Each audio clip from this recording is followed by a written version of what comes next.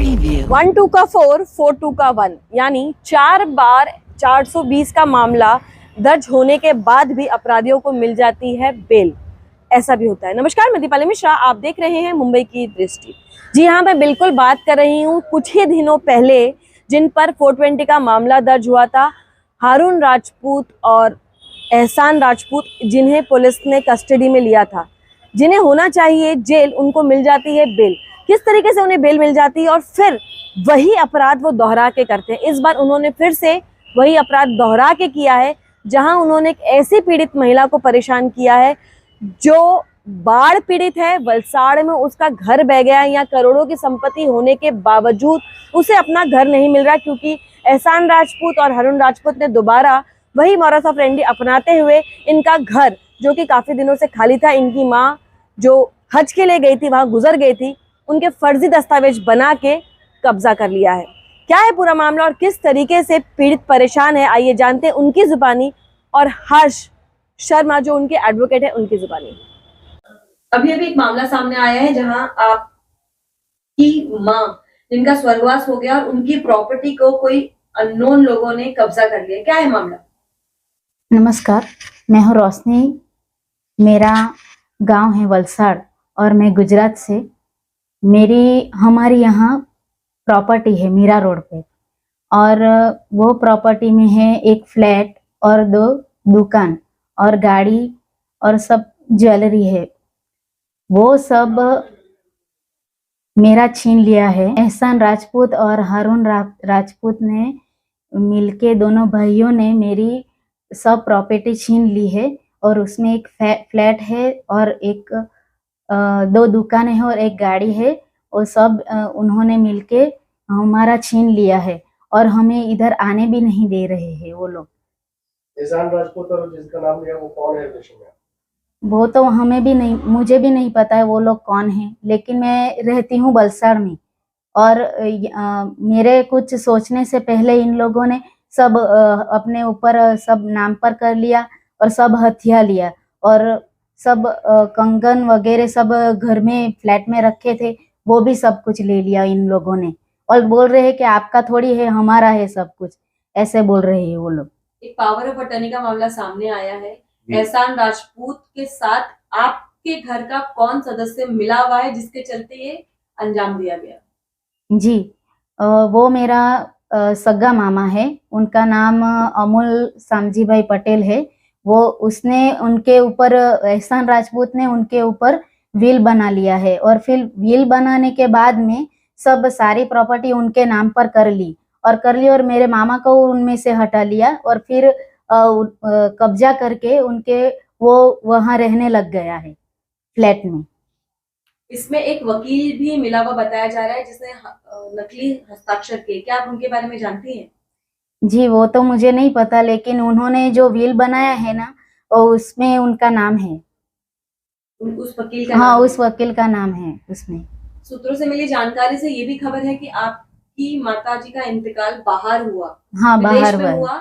वहां से भी उनके जो जेवरात थे, कुछ उनकी चीजें थी, वो आप तक नहीं आई। वो चीजें कहाँ गई? वो चीजें भी मेरे मामा के साथ में ही है। मैंने मांगा था वो चीजों के बारे में पूछा था, लेकिन मेरे मामा ने बताया कि वो सब मेरे पास है, आप कोर्ट में केस करके लो, वो चीजें भी आपको नहीं मिलेगी, क्योंकि आप कोर्ट में केस करेंगे, अगर उसका कुछ निर्णय आएगा तभी आपको वो सब चीजें मिलेगी। और मैंने केस भी दाखिल किया था, और लॉकडाउन के वजह से वो समय भी बाद हो गया, 4 साल निकल गए। एक चीज बताइए कि आप यहाँ पे अपने मामा के साथ यहाँ कब से रह रही हैं? फिर मामा जो है वो कैसे अपने मामा जो है वो यहाँ ही आता जाता रहता था, बस उसको वो सब मेरी मम्मी ने बताया कि लाइट बिल भरना है, कि ये सब कुछ करना है, इसके वजह से वो इधर आता जाता रहता था। गांव में से वो कलवाड़ा गांव है, उधर का रहने वाला है ये, और वो कलवाड़ा गांव से इधर आता था। अभी आप सरकार से क्या, यहाँ की जो पुलिस प्रशासन है, उससे क्या मांग करती हैं? मैं ये मांग करती हूँ कि मेरी मम्मी की सब प्रॉपर्टी इन लोगों ने, जो 2 भाइयों ने मिलकर छीन ली है हमसे, वो हमें वापस चाहिए और न्याय चाहिए। मैंने एक अर्जी भी इधर दी थी पुलिस स्टेशन में, और वो लोग भी मेरी मदद की है, पुलिस ने भी, महाराष्ट्र पुलिस ने भी। और मैं उनका भी शुक्रिया अदा करना चाहती हूँ कि मेरे केस में इन लोगों ने मुझे पूरा उनका सपोर्ट दिया और यहाँ तक मैं पहुंची हूँ। एहसान गफर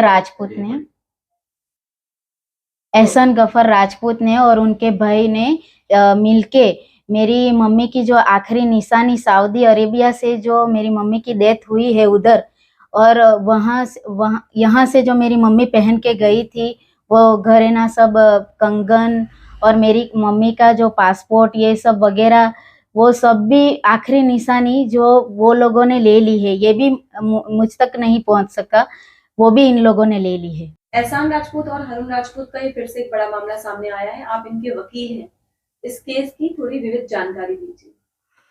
जी, नया नगर पुलिस स्टेशन के अंदर में 24 जुलाई को ये मामला दर्ज हुआ है। सीआर नंबर 533 है, जिसके सेक्शंस है 420, 465, 467, 468, 471 और 34। अब इसमें पुलिस ने प्रिलिमिनरी बेसिस के अंदर में 4 आरोपी बनाए हैं, जिसके अंदर में एज यूजुअल मोडस ऑपरेंडी जिनका रहता है, ये एहसान राजपूत, हारून राजपूत ये है। इनके साथ में एक एडवोकेट भी है जो इनको असिस्ट करता था हमेशा। प्रीवियस जितने भी डॉक्यूमेंट्स है उसके अंदर में पुराने स्टैम्प पेपर अरेंज करना, नोटरी करना, ये सारी चीज़ों में उनको हेल्प करता था, वो भी है। और साथ ही साथ में एक अमोल श्यामजी भाई पटेल करके एक बंदा है, ये वही एक स्केप गोट के तरह है, जिसमें पिछले एफआईआर में भी एक बंदा जो गरीब बंदा रहता है जिसके नाम पे वे पूरा बिल फाड़ देते हैं और फिर बाद में अपने आप को इनोसेंट दिखाने की कोशिश करते हैं, इसमें भी सेम मामला है। ये साल भर के अंदर में तीसरा 420 का मामला है इनके ऊपर में। 2 चार्जशीट ऑलरेडी जा चुकी है और इसके अंदर में भी इंक्वायरी पहले क्राइम ब्रांच ने कंडक्ट की। मैं पहले तो हमारे सीपी सदानंद दाते साहब का मैं तहे दिल से उनका शुक्र अदा करता हूँ कि उन्होंने इंक्वायरी एकदम हाई लेवल पे प्रायोरिटी बेसिस पे क्राइम ब्रांच को पहले सौंपी गई। क्राइम ब्रांच में इंक्वायरी होने के बाद में जो ड्यू प्रोसेस ऑफ लॉ है, इनका जो प्रोसेस है, चैनल है, वो फॉलो किया गया। डीसीपी के पास में परमिशन, फिर एडिशनल सीपी के पास में परमिशन, और फिर बाद में जाके पुलिस स्टेशन में ये ऑफेंस रजिस्टर हुआ। ऑफेंस रजिस्टर होते से ही सेम डे जो अमोल श्यामजी पटेल है जो वलसाड़ में रहते हैं, उनका अरेस्ट हो गया और ये दोनों भाई भागने की तैयारी में थे। वहाँ पे इनका यहाँ पे नया नगर से उनको अरेस्ट कर लिया गया। ये मामला ऐसा है कि रोशनी छोवाला जो मेरी क्लाइंट है, इनकी माताजी सबीना कुरैशी, इनकी प्रॉपर्टीज़ थी यहाँ पे मीरा रोड के परिसर के अंदर में, जो एक फ्लैट है नया नगर पुलिस स्टेशन के सामने, और केक ऑफ द डे करके जो शीतल नगर में केक शॉप है उसके ऊपर की 2 दुकानें हैं, और एक फोर्ड फिएस्टा गाड़ी थी और कुछ प्लॉट्स वॉट्स थे। तो काफ़ी ज़्यादा प्रॉपर्टीज़ थी इनकी। इनका कोइंसिडेंटली हज यात्रा पे जाते वक्त में, जाने के बाद में वहाँ पे ड्यू टू हार्ट रीजंस उनका वहाँ पे डेथ हो गया। अब डेथ होने के बाद में ये चीज़ें इनको यहाँ पे जैसे नॉलेज में आई तो इन्होंने तुरंत ही जो मेरी क्लाइंट के मामा थे जो एज अ केयर टेकर थे, क्योंकि इनके मदर के 4 भाई थे, ऐसा नहीं कि एक ही भाई था और आखिरी बंदा था जिसके नाम पे विल नॉमिनेट करता। और ये यहाँ के लोगों को भी मालूम है, जज को भी मालूम पड़ा कल जब इसके जज के सामने जब इनको पेश किया गया था कि कोई भी 40-45 साल की औरत या 50 साल की औरत कोई भी विल बना के नहीं जाती हज यात्रा को जाने के लिए। एक हज यात्रा एक ऐसा चीज़ है, एक मुकाम है इनके लिए, कि जो मुकाम को, सीढ़ी को पार करने के बाद में फिर उनकी ज़िंदगी के लिए, मतलब उनको इबादत करने में भी उनको ये रहता है। तो कोई हज जाते वक्त मुझे नहीं लगता कि कोई भी अपनी विल बना के जाता है। तो ये लोग ने एक बॉलीवुड स्टाइल की स्क्रिप्ट बनाने की कोशिश की। ये हज को गई थी और बीमार थी नहीं। ये इन लोग ने, काशी मीरा में एक डॉक्टर है जो मरे हुए लोगों का मेंटल फिटनेस सर्टिफिकेट देता है, उसकी भी जांच पुलिस कर रही है अभी। जैसे आप पिक्चरों के अंदर में देखते हैं, ये 1000 रुपये के अंदर में मरा हुआ आदमी है, उसको मेंटली फिट का सर्टिफिकेट दे रहा है। तो उससे सर्टिफिकेट बनाया और बैक डेटेड नोटरी डॉक्यूमेंट, वो अपने रेगुलर एडवोकेट है उनका, उसके थ्रू में डॉक्यूमेंट्स अरेंज करके ये एक फ्लैट 2 दुकान उसको हथिया लिया अंदर घुस के। अब उसके घर के अंदर में जाने के बाद में ये मेरी क्लाइंट रोशनी छोवाला को एंड तक नहीं मालूम था कि उसकी मदर का देहांत हो चुका है। ये जब इनको जैसे ही पता चला, ये जब बॉम्बे पहुंची तब इन्होंने देखा इनके घर पे शोक भी नहीं मन रहा है। इसका मामा और वो दोनों भाई कबर्ड अबड़ खोल के सारा चीज़ करके जितने भी डॉक्यूमेंट्स, ज़रूरी डॉक्यूमेंट्स, ज्वेलरीज और ये सारी चीज़ें ये लोग लेके आपस में बांट के ख़त्म करने की कोशिश कर रहे थे। यहाँ तक कि ये लोग इतने मरे हुए इंसान हैं कि इन्होंने अपनी बेटी को, जो मेरी क्लाइंट है, बेटी को उसकी माँ का आखिरी निशानी तक लेने नहीं दिया, उसको भी बेच खाया। उसकी माँ के जितने भी बैंक अकाउंट्स थे वो विल के अंदर में वो भी डाल दिया, बोला ये बैंक अकाउंट से भी पैसे निकाल दिए। और ये दुनिया में पहला विल बना है जो सिर्फ नोटरी होने पे रजिस्ट्रार ने रजिस्टर करके दे दिया। रजिस्ट्रार भी इसके अंदर में आरोपी बनने वाला है, क्योंकि ये जितने भी प्रॉपर्टीज के ऊपर कई सारे मामले हैं जिनमें से 5-6 तो 420 का ही मामला है। क्यों हर बार इन्हें बेल मिल जाती है? आप एक एडवोकेट है, आपसे जानना चाहेंगे। देखिए मैडम, ऐसा है कि काफ़ी सारी चीज़ों के अंदर में रिस्ट्रिक्शन है। लॉ जब कानून बनता भी है तो उसके अंदर में ये चीज़ों का ध्यान दिया जाता है, कोई एक बेकसूर के ऊपर अन्याय नहीं हो जाए, वो बेकसूर आदमी नहीं फंस जाए। तो यहाँ पे कैसे ये कसूरवार आदमी है, इसके ऊपर सिर्फ 420 नहीं, इसके ऊपर मोलेस्टेशन के भी केसेस है, इसके ऊपर आर्म्स एक्ट भी है, इसके ऊपर में जितने भी सीरियस ऑफेंस है आईपीसी के मैक्सिमम चीज़ें हैं। मगर इसमें कैसा होता है कि पर एट मैं आप सर्टन लोगों पॉइंट ऑफ को टाइम, जब तक अब जज डिसाइड नहीं करता है, ट्रायल शुरू नहीं होता है, चार्ज फ्रेम नहीं होता है, तो उसके अंदर में कैदी भी जो जितने ज़्यादा है, उनकी पॉपुलेशन जो जितनी ज़्यादा बढ़ती जा रही है, तो जज भी देखता है कि ठीक है ट्रायल होगा तब सज़ा तो मिल जाएगा आदमी को, तो अभी इसको बेल दे देते हैं, क्योंकि वो अंडर ट्रायल कैदी रहते हैं, इसके वजह से उनको उसका बेनिफिट मिल जाता है। और एक बार अगर ट्रायल शुरू हो जाता है, जब तक अगर उसका बेल नहीं हुआ रहता तो काफ़ी इनके चांसेस कम हो जाते हैं। अब पिछले टाइम में भी ये जब ये 2 ढाई महीने अंदर रह के आए थे, तब पिछले टाइम पे भी इनके ऑर्डर कॉपी में जज ने यही मेंशन किया था कि कोई नया टाइप का ये वापिस से कोई क्राइम नहीं करेंगे और किसी और बेकसूर की प्रॉपर्टी नहीं लेंगे, क्योंकि इनको सिर्फ पता चलना चाहिए कि 8 से 10 साल तक ये कोई गाड़ी है, इसका कोई मालिक नहीं है, या ये फ्लैट है, या ये शॉप है, इसका कोई मालिक अभी आ नहीं रहा है, उसके तुरंत तुरंत ये लोग प्रॉपर्टी बना लेते हैं। और इनके टारगेट पे जितने भी गुजराती मारवाड़ी एरियाज है वही है, और जितने भी उनके प्रॉपर्टीज है सब चीज़ों को यही टारगेट करते हैं। इन्हीं की वजह से समाज के एक तत्वों को, जितने भी गुजराती मारवाड़ी एरिया के अंदर में फ्लैट नहीं दिया जाता है। तो ये जो इनके कर्म है, ये इनके वजह से दूसरों को सजा मिलती है। अब की बार अभी जब इन्हें पुलिस ने अपनी कस्टडी में ली है, तो आपके अनुमान से इन्हें अब किस तरीके की सजा मिलनी चाहिए? अभी हम तो जो लीडरशिप है, जो नया नगर कोर्ट के जो जज है, उनसे हमने यही रिक्वेस्ट किया था कि ये मोडस ऑपरेंडी सेम है और हर बार सेम एफआईआर में आते हैं और हमेशा ये होती है, तो ये टाइम पहले तो ज़्यादा दिन की कस्टडी मिली जाए, क्योंकि बहुत सारी चीज़ों के ऊपर में पुलिस को इंक्वायरी इन्वेस्टिगेशन करना है। इसके मोबाइल के अंदर में भी बहुत सारी पाकिस्तान के रिलेटेड मेरे ख्याल से कॉन्टैक्ट्स भी मिलने वाले हैं, और हाई इन्फ्लुएंशियल लोगों से भी कनेक्टेड है, क्योंकि ये हमेशा जब भी मेरे को पुलिस स्टेशन पे भी मिलता था तो काफ़ी बार इसने मेरे को धमकाया, बोला कि मैं तेरा ये करवा दूंगा, वो करवा दूंगा, ऐसा कर दूंगा। तो मैंने भी कहा था कि अगर तेरा नाम एहसान भाई है, या तू अपने आप को भाई समझता, तो मैं भी तेरे नाम के आगे क्या भाई हटाने का मैं काम करके दूंगा। क्योंकि जो जिस तरीके से ये अपना गुंडा गर्दी दिखा के और माहौल डर का वातावरण पैदा करके रखा था, तो आज 30 सालों तक इनके ऊपर में कोई एफआईआर नहीं होती थी ये प्रॉपर्टी फॉर्जरी रिलेटेड के अंदर में। अब लोग खुल के सामने आने लगे, लोगों को समझ आ गया कि नहीं, इनसे डर के मतलब नहीं है, डट के सामना करके अपन अपना हक जीत सकते हैं इसके अंदर में। तो उसी तरीके से ये मेरी क्लाइंट रोशनी छोवाला ने भी हिम्मत दिखाई और वलसाड़ से इधर आके इन्होंने मतलब कंप्लेन को प्रोसीड किया। इनके ऊपर भी काफ़ी दबाव बनाने की कोशिश की है, इनका पीछा भी किया जाता था, सारी चीज़ें किए जाते थे, ऑफिसर लोगों तक के उनके ऊपर एप्लीकेशन और रजिया करके उनके अगेंस्ट में भी इंक्वायरी कंडक्ट करवाने की इसने बहुत कोशिश की थी, मगर एंड में यही होता है कि शाना कौवा कहीं ना कहीं जाके बैठ जाता है। सर, एक चीज मैं पूछना चाहूंगा कि आपने बताया कि इनके बैंक अकाउंट से उसमें करोड़ों करोड़ों पैसे बंद हो जाते हैं, मतलब कहीं ना कहीं एक तरीके का हवाला का भी इन लोगों का कुछ है। मैं तो बोल रहा हूँ हवाला से भी ज़्यादा सीरियस बात है ये, तो ऑन रिकॉर्ड ये चीज़ें मैं बोलूँ, इससे बेटर है कि पुलिस इसकी इंक्वायरी करेगी। आप लोग पुलिस से भी मांग कीजिए कि इनके बैंक अकाउंट्स के रिलेटेड में पैन कार्ड से कोई बहुत बड़ी बात नहीं है कि कितने खाते खुले वो पता लगाना, और इन खातों के अंदर में करोड़ों के ट्रांजैक्शन कैसे होते हैं। ये कोई प्रॉपर्टी डेवलपर है, कहीं के बिल्डर है, कहीं के ज़मींदार है, इनके पास में कहाँ से पैसे आ गए, कौन इनको फंडिंग कर रहा है, यहाँ पे इतनी प्रॉपर्टी कैसे बना दी करोड़ों की, ये कैसे ये सब चीज़ें पॉसिबल होती है। आप और मैं तो नहीं कर सकते, हम तो सिर्फ बैनर पे फ्लैट देख सकते हैं 2 करोड़ ओनली, 3 करोड़ ओनली, और देख के अपना ध्यान भटका के निकल सकते हैं, या मैक्सिमम एक लोन का एप्लीकेशन करेंगे। ये भाई रोकड़े में खरीदते हैं ये लोग इतने प्रॉपर्टीज, कैसे, कहाँ से पैसे आ रहे हैं, और ये पैसे कमा के प्रॉफिट किधर बांट रहे हैं। किसी को सिल्वर पार्क पे कोई कार डीलर को बेच दिया और उससे कहीं और बिकवा दिया, उसकी भी इंक्वायरी चालू है।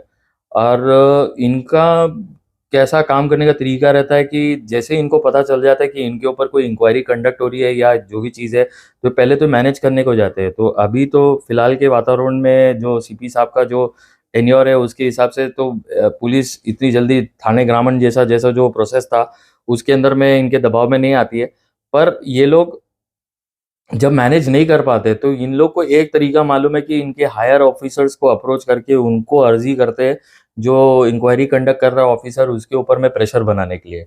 अब इसके अंदर में आप देखोगे कि इनका पूरा एक टीम वर्क है। इन लोगों के पास में एक सिग्नेचर एक्सपर्ट है जो किसी का भी अमिताभ बच्चन का सिग्नेचर तक भी वो मार लेगा, 5,000 रुपये लेता है। इनके सारे रेट फिक्स है, ये खुलेआम लोगों को बताते हैं। और नोटरी इनके ऐसा नोटरी करते हैं कि जो एडवोकेट ऑलरेडी मरा हुआ है, तो जो इनको जो एडवोकेट हेल्प कर रहा था उसका क्योंकि अराउंड 30 इयर्स का प्रैक्टिस है, तो उसके कॉन्टेक्स्ट में उसको मालूम है कि कौन सा एडवोकेट मरा हुआ है, कौन सा एडवोकेट जिंदा है। तो इनके नोटरी स्टैम्प के अंदर में भी ना सिर्फ नाम और डिग्री रहता है, क्योंकि हर एडवोकेट का जो स्टैम्प रहता है वो नाम, डिग्री और साथ में नीचे एड्रेस आता है। मगर इनके हर डॉक्यूमेंट की जितनी भी नोटरी है और जो वकीलों का स्टैम्प है उसके अंदर में सिर्फ नाम और डिग्री है, एड्रेस तक का वो गायब रखते हैं ताकि वेरिफिकेशन भी नहीं हो पाए। अगर कुछ होता है तो मरे हुए आदमी के ऊपर कैसे केस करेंगे। इनके पास 1990s का स्टैम्प पेपर का पूरा अच्छा खासा स्टॉक पड़ा हुआ है, बैक डेटेड स्टैम्प पेपर का स्टॉक पड़ा हुआ है। प्लस ये रजिस्ट्रार को तो एकदम मतलब ऐसा अपनी जेब में रखते हैं कि मतलब बताओ कि यहाँ पे लोग विल को प्रोबेट करवाने के लिए हाई कोर्ट में लाखों रुपया फीस भरते हैं लोगों के लिए प्रॉपर्टी रजिस्टर करना, ये सब करना उनके लिए कानून अलग है, और ये चीटर लोगों के लिए कानून ही अलग बन जाता है। नोटरी विल के ऊपर में प्रॉपर्टी रजिस्टर हो जा रही है, बिक जा रही है, दूसरा सेल ऑफ हो जा रहा है, या अभी और किसी को हाफ रेट में बेच के भागने की तैयारी में थे। और सबसे मेन बात है कि ये सब काम करने में जो पैसे लगते हैं इनको डार्क फंडिंग मिलती है।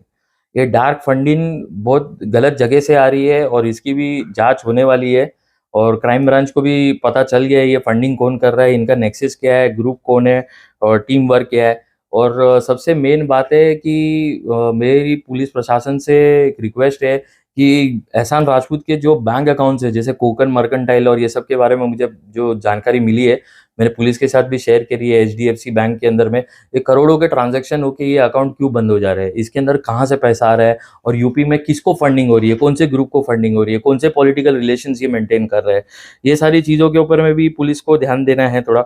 और ये अगर आप देखोगे तो मेरे ख्याल से 15 दिन पहले एटीएस ने भी इन्हें उठाया था।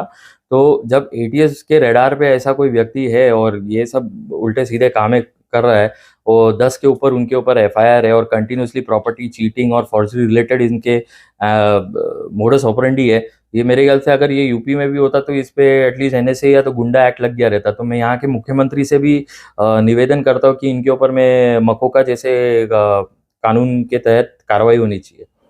सर ये जो बार बार एक मामला सामने आ रहा है एहसान राजपूत और तरुण राजपूत का, जिन पर पहले भी मामले दर्ज हुए थे, अभी एक नया मामला है, क्या कहेंगे? मैडम, मैं इस मामले में किसी का नाम न लेते हुए कहना चाहता हूँ कि पुलिस स्टेशन में एक सीआर दर्ज हुआ है जिसका नंबर है 533।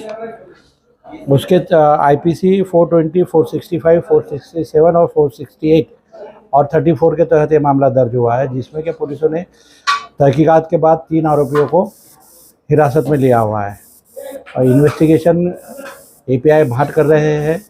और उस इन्वेस्टिगेशन में ऐसा नज़र आता है कि ये विल के आधार के ऊपर यहाँ पर एक प्रॉपर्टी की खरीद फरोख्त हुई है और जिसका इंक्वायरी चल रहा है और आरोपी अरेस्ट है। एक वकील का भी नाम आ रहा है जिन्होंने वकीली दस्तावेज बनाए, ये बात कहाँ तक सच है? ये तो इन्वेस्टिगेशन का पार्ट है, इसके बारे में मैं कुछ नहीं कहना चाहूँगा, आगे आपके समझ में आ ही जाएगा। सर ये जो तीनों लोग गिरफ्तार हुए हैं, इसके पहले भी उन पे मामला दर्ज था, किस तरीके के लोग? ये मामला दर्ज इससे पहले भी था जिसके अंदर लेकिन वो मोडस अलग थी। इन्होंने जो लोग बाहर गाँव रहते हैं और उनकी प्रॉपर्टी यहाँ पर है, उसके लिए एक मीडिएटर खड़ा करके प्रॉपर्टी खरीदी की थी। वो जो यूपी के रहने वाले जो लोग थे उनके बात ये समझ में आई तो उन्होंने यहाँ आके कंप्लेन किया था। उस कंप्लेन के आधार के ऊपर इन लोगों को अरेस्ट करके इनके खिलाफ चार्जशीट भेजा गया हुआ है। कितने दिन की क्या है? अभी इन लोगों की कस्टडी अभी चल रही है, 29 जुलाई तक ये कस्टडी में है।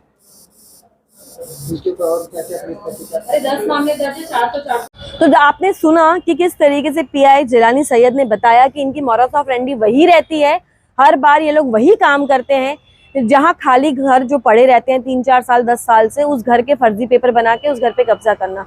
लेकिन यहाँ गौर करने वाली बात यह है कि ऐसे अपराधियों को कब परमानेंट सलाखों के पीछे भेजा जाएगा, क्योंकि ये बेल पर बाहर आ जाते हैं और दोबारा वही काम करते हैं। अब तो आने वाला वक्त ही बताएगा कि इस बार जो सीपी सदानंद दाते जी ने काम किया है, क्राइम यूनिट की मदद से इसे फिर से सलाखों के पीछे डाला है, क्या ये अब परमानेंट सलाखों के पीछे रहेगा या फिर बेल पे बाहर आ जाएगा। इसी तरीके के निष्पक्ष और बेबाक खबरों के लिए बने रहें, जुड़े रहें और देखते रहें मेरे यानी दीपाली मिश्रा और ब्रिजेश प्रसाद के साथ मुंबई की दृष्टि।